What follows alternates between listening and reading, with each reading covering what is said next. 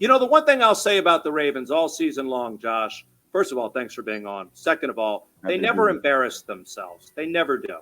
No, I don't think so. I listen, I went into that game, you know, you watch the rest of the country and all the pundits. I mean, even our local pundits, nobody was picking us. And you could even understand why. And I was texting my friends and family saying, look, you know, I don't know. Obviously, I feel a little more comfortable with Lamar, but I was quietly confident that the defense was going to, you know, play as well as they did.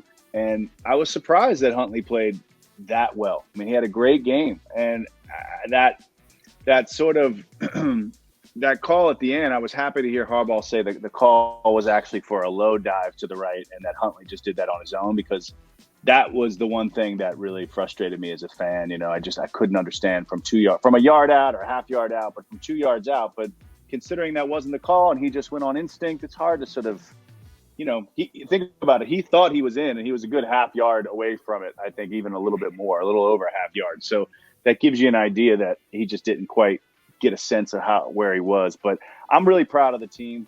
There's a lot of adversity this year. And I don't know. I mean, I was upset, like, well, you know, I drank, which gets to my question with you, Adam. You know, the thing I've always wanted to know. So I was going to be at that Denver game. Okay. I was going to be at that Denver playoff game that now we're at the 10th anniversary. 10-year anniversary. Yep. Harbaugh had actually said, come on out. I was going to come out, but then I didn't because I was following, I'm superstitious, and I was following my path from the 2000, right? And I said, you know, I went to the home game and then I watched the next 2 games at home in New York, and that's what I'm going to do here. But I watching that game, went through that 4.5-hour journey, and of all the things I remember from it, seeing you on the sidelines is something that has always stayed with me.